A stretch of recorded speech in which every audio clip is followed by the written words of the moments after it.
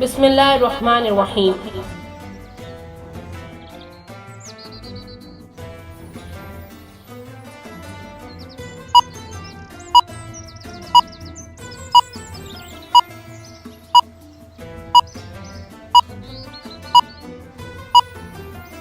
ماہ رمضان المبارک کے 7ویں دن کی دعا۔